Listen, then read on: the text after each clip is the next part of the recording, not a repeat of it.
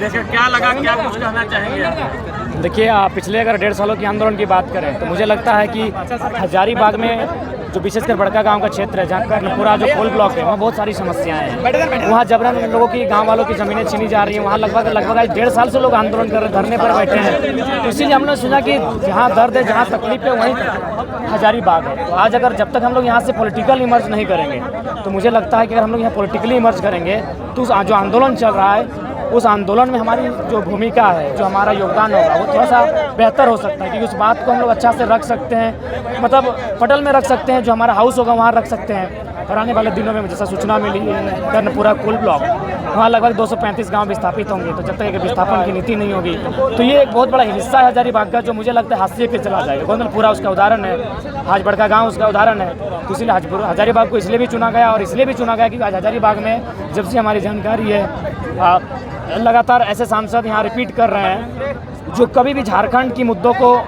House में नहीं रखते हैं। इसीलिए अब लगा हमें कि विधानसभा के साथ साथ हमें लोकसभा में भी कुछ करना चाहिए। तहाँ जब तक लोगों के बीच पूरी दुनिया को हम लोग बताएंगे नहीं हमारे साथ क्या अन्याय हो रहा है, हमारे साथ क्या शोषण हो रहा है, हमारे साथ क्या जुल्म हो रहा है, तो लोग जानेंगे कैसे। आज देख सकते हैं अडानी का प्लांट रहे, या NTPC रहे, या त्रिवेणी संगम रहे, मगध आम्रपाली रहे, या फिर जो भी योजनाएं हैं, किस प्रकार जबरन हमारी ज़मीनों को अतिक्रमण कर रही है, किस प्रकार कंपनी लगातार यहाँ ईस्ट इंडिया कंपनी की तरह तानाशाही होकर कार्य कर रही है। तो इसलिए हमें हाउस में जाने की आवश्यकता है, ताकि वहाँ जाकर इन चीज़ों का विरोध कर सकें। देखिए, एक सड़क में विरोध करना और सदन में विरोध करना, दोनों में महत्व होता है, एक अंतर होता है। तो हम लोग चाहते हैं सड़कों पे विरोध, तो हम लोग आज सदियों से, दशकों से कर रहे हैं। अब हमें सदन में भी विरोध करने वाले, बगावत करने वाले MP की आवश्यकता है, MLA की आवश्यकता है, जो वहाँ भी निडर होकर हमारे बात को रख सके और हमारे अधिकारों पर कोई छीने नहीं, डाका नहीं डाले। इसके लिए वो अपना बेहतर अंजाम दे सके।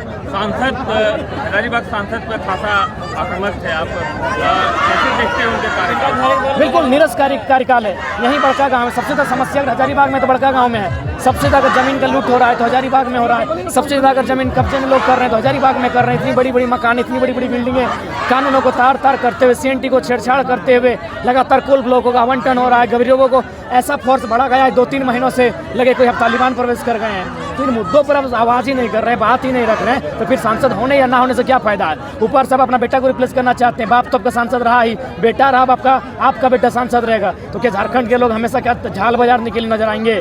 तो इसीलिए मेरा मानना है आक्रामक उस व्यक्ति से नहीं है, उस व्यक्ति की जो विचारधारा है उसके प्रति आक्रामक है। लोकसभा में JDKSS से कौन सा उम्मीदवार को आप? देखिए, उम्मीदवार का चयन टीम करेगी, उम्मीदवार का चयन जनता की रायशुमारी करेगी, उसके बाद इस पर अंतिम मुहर लगेगी। क्या कुछ उनके लिए प्राथमिकता है? क्या प्राथमिकता एक शैक्षणिक होना चाहिए। दूसरा बात, थोड़ा सा जो मोह माया भंग होना चाहिए, डेयरिंग होना चाहिए, हिम्मत होना चाहिए। क्योंकि आज के डेट में आप टाटा के खिलाफ बोलना है, आपको NTPC के खिलाफ जाना है, आसान नहीं है। अगर होता तो हम लोग को MP MLA बनने की जरूरत ही नहीं थी। जिनमें हिम्मत हो, जो जरूरत पड़े तो गला भी कटा सके, जो जरूरत पड़े तो गोली भी खा सके, वैसे लोग होंगे तो ये प्राथमिकता मिलेगी। आप 2 साल से सभा कर रहे हैं और आपके बगल में आज आपकी पार्टी का भी सभा था, क्या कहना चाहेंगे चुनाव? देखिए, हम दूसरों पर बात नहीं करना चाहेंगे, हम अपनी मजबूती पर फोकस कर रहे हैं। उसके बाद आप खुद जाके आकलन कीजिए कि वहाँ क्या बात हुई, नहीं हुई, क्या उनके जो दल के लोग हैं यहीं हजारीबाग है, यहाँ जो समस्या है उन पर बात खुल के कर पा रहे कि नहीं। उनके तो लोग हाउस में हैं, उनके माननीय CP चौधरी जी हाउस में हैं। हाउस में बात को रखिए ना भाई, आप हैं हाउस में, हम लोग हाउस में जाएंगे कि नहीं जाएंगे? आप हाउस में हैं, आप समस्या को रखिए।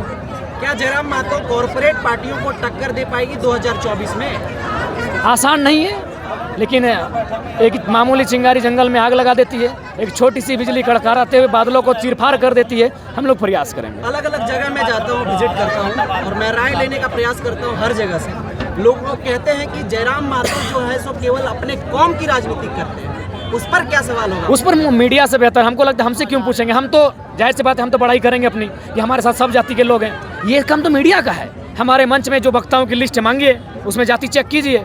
यहाँ जो मंच में अभी भी लोग उपस्थित हैं उनसे अब जाति चेक कीजिए। ये मीडिया का काम है। क्योंकि अगर हमसे पूछेगा तो हम तो ऑब्वियसली बोलेंगे कि कुर्मी भी है, कोयरी भी है, तेली भी है, मुस्लिम भी है, फारवर्ड भी है, यादव भी है। तोड़ जवाब क्या देंगे जो लोग? नहीं, हम जवाब नहीं देंगे, ये जवाब मीडिया ही देगी। जब मीडिया सर्वे करके पूछेगी, जब मीडिया बगल में पूछेगी कि नहीं आप तो भाई दूसरे अदर कास्ट से है, आप तो भाई मुस्लिम समुदाय से, आप तो स्वर्ण वर्ग से हैं, ये काम मीडिया करेगी। तो इतने लोग थे जो हमारी वक्ता भी लगभग 30 वक्ता थे, उनमें खंगा लिए क्या 30 में कितने हमारे कौम के हैं? जी नहीं, मुझे तो लगता है काफ़ी कम है।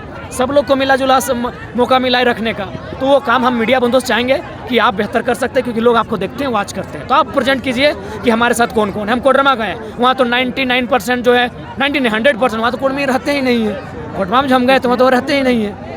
तो इस चीज़ों को मीडिया ही तार्किक रूप से बता सकती है। हजारीबाग को जो ये पिछला हिस्सा है जिसमें चौपारण भरी आएगा, केरडाड़ी केरडाड़ी पिछला हिस्सा जो बिहार से सटा है, वहाँ हमारे समुदाय के लोग नहीं है ना की संख्या में।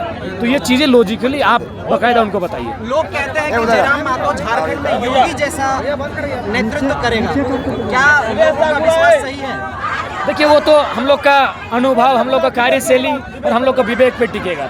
ये सभी भविष्य लंबा है, लेकिन उम्मीद करते हैं लोगों के हित पर हम लोग टिकने के लिए पूरा प्रयास करेंगे। बाकी लोकतंत्र का चौथे स्तंभ का बहुत बहुत धन्यवाद, आप लोग यहाँ तक आए।